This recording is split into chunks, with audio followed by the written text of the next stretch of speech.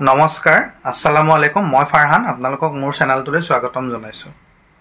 আজি বিহাৰ বিধানসভা নিৰ্বাচনৰ ৰিজাল্ট ওলাল। ফলাফল আপোনালোকে নিশ্চয় সকলোৱে গম পাইছে যে বিহাৰত যি বিজেপিৰ নেতৃত্বাধীন এনডিএ বিপুল ভোটত জয় হ'ল আৰু যি বিৰোধী দল আছিল মহাজোটবন্ধনে শোচনীয়ভাৱে এই নিৰ্বাচনত পৰাস্ত হৈছে।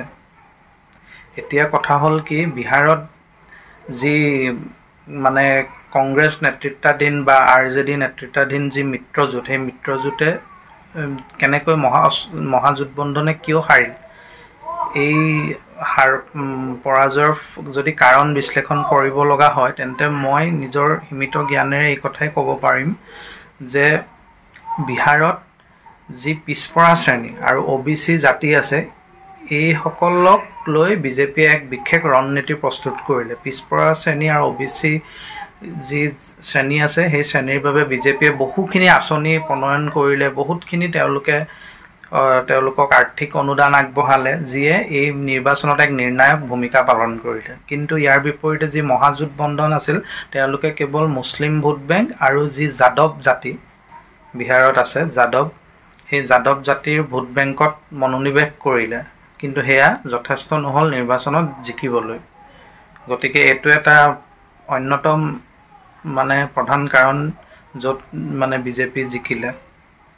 আৰু এটা গুৰুত্বপূৰ্ণ কথা হৈছে কি, এইবাৰ SIR হৈছিল বিহাৰত, ভোটাৰ লিষ্ট পুনৰীক্ষণ, য'ত আপোনাৰ প্ৰায় 65 লাখ ভোটাৰ বৰ্খাস্ত কৰা হ'ল, ভোটাৰ লিষ্টৰ পৰা নাম আঁতৰাই দিয়া হ'ল, কিন্তু 42 লাখ নতুন ভোটাৰক অন্তৰ্ভুক্ত কৰা হ'ল।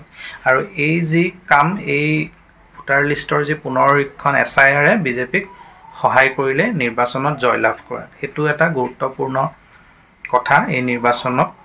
আৰু এটা কথা আমি দেখা পাইছোঁ যে এই নিৰ্বাচনত আপোনাৰ বিজেপিৰ জিকোৱাত নিৰ্ণায়ক ভূমিকা ল'লে বিহাৰৰ মহিলাই। বিহাৰত মহিলাৰ এক বৃহৎ সংখ্যক ভোট আছে আৰু মহিলাক বিজেপি যি মিত্ৰজোঁট NDA, তেওঁলোকে বিভিন্ন আঁচনিৰে তেওঁলোকৰ মন জয় কৰিলে। বিভিন্ন ধৰণে তেওঁলোকে গ্ৰামাঞ্চললৈ বিজেপিৰ যি প্ৰচাৰ, সেই প্ৰচাৰৰ প্ৰতি মহিলাসকল আকৰ্ষিত হ'ল আৰু মহিলাসকলে বিজেপিক ভোট দিলে।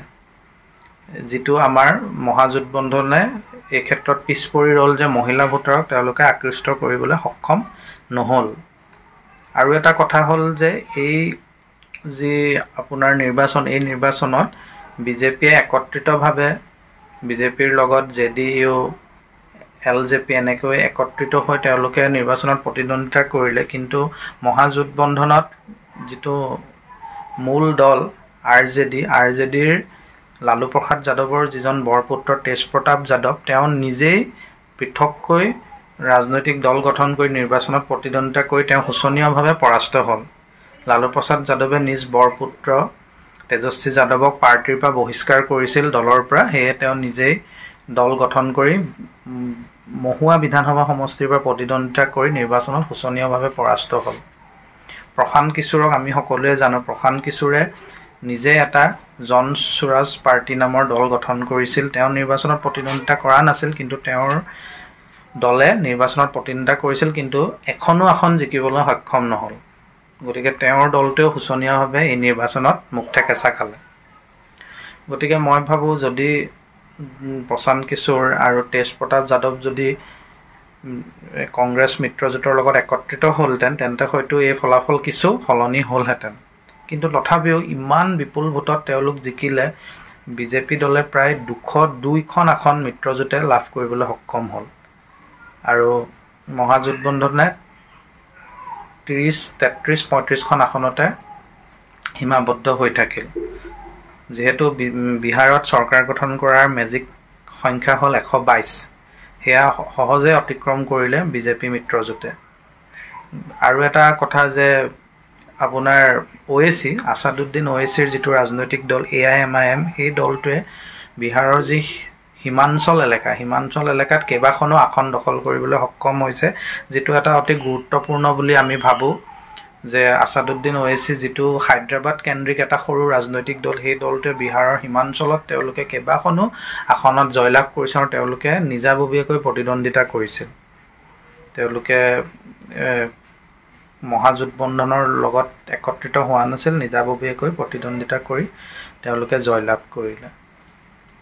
গতিকে আপোনালোকে কি ভাবে, কিয় বিজেপি দল বিহাৰত জিকিল আৰু কিয় মহাজোটবন্ধন হাৰিল? কংগ্ৰেছ 5খন আসনতেই সীমাবদ্ধ হৈ থাকিল, যিটো কংগ্ৰেছৰ নিচিনা এটা ডাঙৰ ৰাজনৈতিক দলৰ বাবে অতি লাজৰ কথা। আপোনালোকে জনাওক যে আপোনালোকে কি ভাবে, বিহাৰত NDA জিকাৰ মূল কাৰণ কি আৰু মহাজোটবন্ধন হৰাৰ মূল কাৰণ কি? কমেণ্ট বক্সত জনাবলৈ নাপাহৰিব। আজিৰ ভিডিঅ'টো ইমানেই। পুনৰ এটা ভিডিঅ'ৰ সৈতে লগ পাম। আজিলৈ বিদায় লৈছোঁ। ধন্যবাদ।